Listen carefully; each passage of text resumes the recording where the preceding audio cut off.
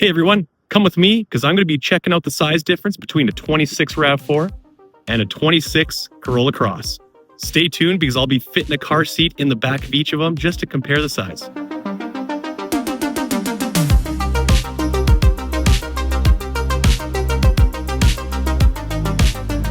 Just seeing them side by side, you can see a little bit of the height of the roof line. There's a little more ground clearance on the RAV4, but I'm going to put the overall length here, overall length there, width and width, so you can see the actual measurements. For the front two seats, there actually is a good amount of room. I've had customers that are 6'5", different weight classes, let's say, and they fit very well in this, just as well as they do in the RAV4. Where you start noticing the difference in size would be second row legroom and cargo room. I'm about 6'3", and I'm going to be sitting in the front and getting the seat adjusted to where I am comfortable. And then we're going to get the car seat to where I think it can actually fit. Okay, I would not want to go much more in than this. I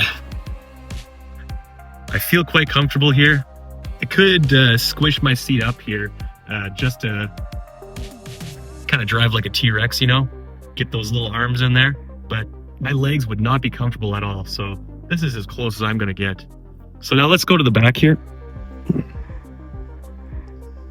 and see if we can even get a backwards facing car seat to fit. And this is a really small one. I borrowed this from a colleague, and mine was a bit larger than this. So this is a Costco brand, relatively new looking.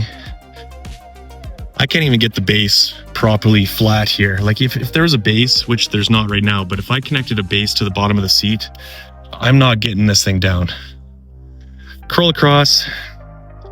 If you want to fit a car seat in a Corolla Cross, if you have two 6'3" parents, it might be tough. But if you have one parent that's a bit shorter and can scooch up that passenger seat, then there's still room for an average size adult in the front. And with the base under here, that is still comfortable.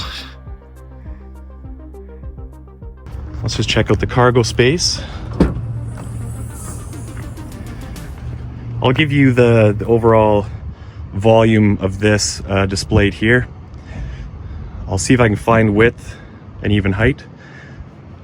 If not, I can measure it later with a tape measure, but got a spare tire still, all the tools necessary, 60-40 split, and you can flip those down. And you have a bit of a concave on both sides here behind the wheel wells, which I still don't think is good enough for a set of golf clubs. Like even if you put your driver woods this way and try to swing the butt end of your bag this way, you're gonna get hung up here. So it is a little trickier to get golf clubs in here. Whether you had them sitting up like this at an angle, or you put that seat down and put a couple sets that way, that kind of gives you a little perspective on the size for the Corolla Cross. So we went over the Corolla Cross, more so to do with the size, and now we are going to this 2026 RAV4 XLE all-wheel drive hybrid. All I had in the lot was an XLE at the moment. I don't have an LE for base model versus base model, but these would start at about $42,000 plus tax up to $56,000 plus tax. So you can see the difference in the spread of price points and trim levels. So it is bigger in size, you pay a bit for that. It only comes hybrid now, whereas these are either the 2-liter 4-cylinder, or you can get that in the hybrid model as well. These ones only come hybrid, a 2.5-liter 4-cylinder 5th generation Toyota hybrid system with the dual electric motors and the lithium-ion battery in the back. Really nice system. Fuel economy is about just under 6 liters per 100 combined, but it is better in the city because those electric motors are utilized under 60 or 70 kilometers an hour and lower. You can see that the roof line is actually a bit square, And that's where you gain a bit of the space from the previous generation of RAV4.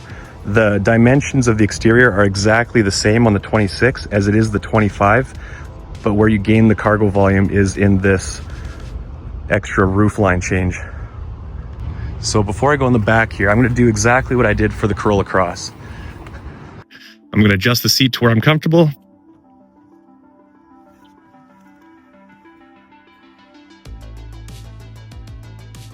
And you know what?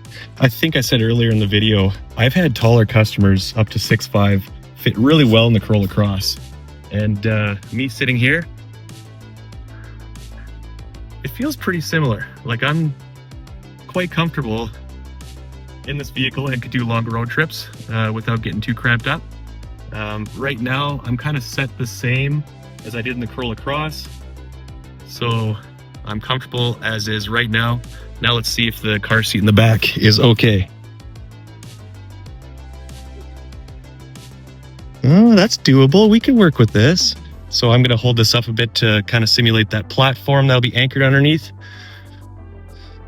It would just fit. I think you'd be able to pull this off. And I said when we were putting this in the Corolla Cross, I feel like this is a smaller style rear-facing car seat. There's the Costco brand. I don't know what model number it is, but that's what it is there. And then, like I said, in the Corolla Cross comparison, you have a shorter parent sitting in this side, which right now the seat is all the way back. But if I pushed up a little bit, made some adjustments, you would absolutely fit a car seat on this side here. Okay, so I should be able to label what the cargo volume is back here behind the second row. Hopefully the width and height and depth. The XLE does come standard with this tonneau cover. The LE does not, but this tonneau cover does stow under where the spare tire is, in those slots there. So you can at least put a lot of this stuff under there. And then what this is the rubber slush mats for the first row and second row. They're trayed up so they hold liquid if you have snow boots on. Here's the carpet embroidered ones. Wish I had my golf clubs here. Then I could show you a good visual on how this works well with that. Because it still has the kind of concaved areas here. Maybe not as much here because they give you a cubby. But you can still get, with maybe your club heads and driver this way, you can still swing in and clear the edge of the rear cargo area opening, and you can put golf clubs in this area comfortably this way. So that does add quite a bit of space, and you gain cargo volume going straight up as well because you're not as sloped as you are in the Corolla Cross.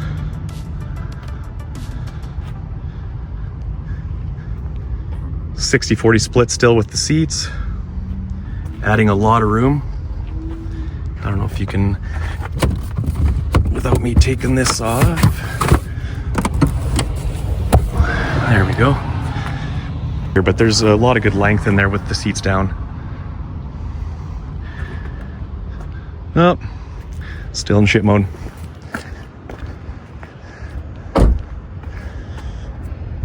Anyway, I hope that kind of helped show the difference in size on these vehicles.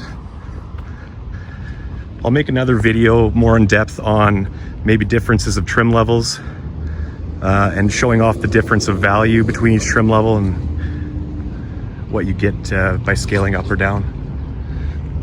Hope this video was helpful. Go on and check my other videos out. I want to keep making them and try and think of some ideas to be helpful for everyone shopping for a vehicle. Thanks everyone, have a good day.